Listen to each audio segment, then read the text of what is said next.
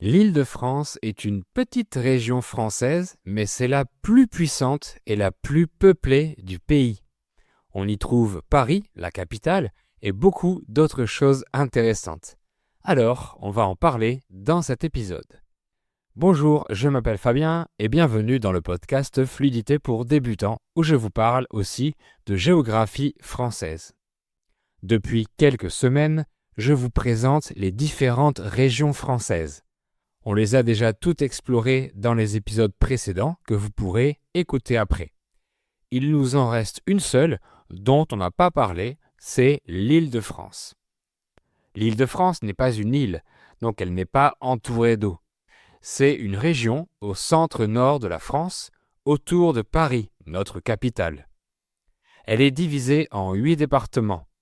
Paris, l'Essonne, les Hauts-de-Seine, la Seine-et-Marne, la Seine-Saint-Denis, le Val-de-Marne, le Val d'Oise et les Yvelines. Donc la préfecture de la région est Paris. C'est une petite région, mais elle a beaucoup d'habitants, environ 12 millions. Ça représente 18% de toute la population française. À Paris, il y a 2 millions d'habitants.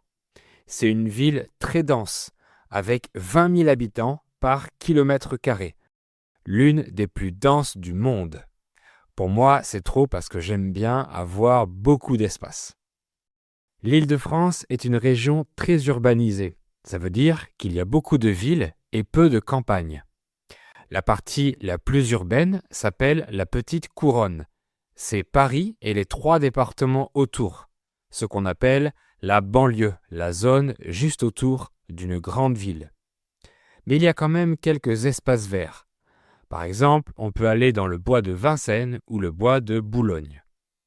Plus loin, il y a de belles forêts, comme la forêt de Fontainebleau ou celle de Rambouillet. On peut y faire des promenades à pied ou à vélo ou encore d'autres sports. L'Île-de-France est aussi une région jeune. 1 habitant sur 4 a moins de 20 ans. Beaucoup de personnes viennent de l'étranger, environ 12% de la population. C'est logique parce que Paris est la capitale et elle offre beaucoup d'emplois. En Île-de-France, il y a moins de chômage que dans le reste du pays. Ça veut dire qu'il y a un plus grand pourcentage de gens qui travaillent. La région est aussi très riche. Elle produit 30% du PIB, du produit intérieur brut de la France. Beaucoup de grandes entreprises mondiales sont installées là-bas, surtout dans le quartier de la Défense, un quartier d'affaires près de Paris. Le tourisme est très important en Île-de-France. Paris est l'une des villes les plus visitées au monde.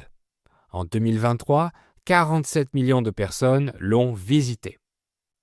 Mais il y a aussi Disneyland Paris, un parc d'attractions en Seine-et-Marne, le seul parc Disney en Europe. En 2023, 16 millions de personnes y sont allées. La région a aussi de beaux châteaux.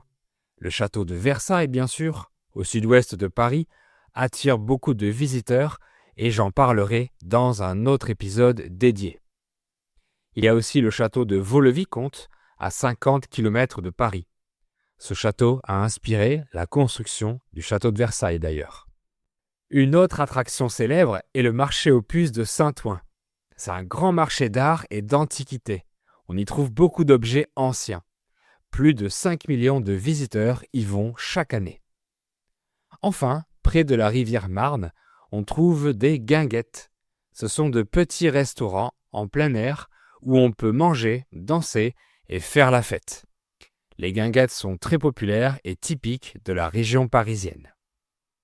L'Île-de-France est donc une région pleine de vie. Il y a beaucoup de monde, beaucoup d'activités économiques et beaucoup de choses à faire. Mais ce n'est pas une région calme. Si on cherche la nature et la tranquillité, il faut aller plus loin, hors de la région.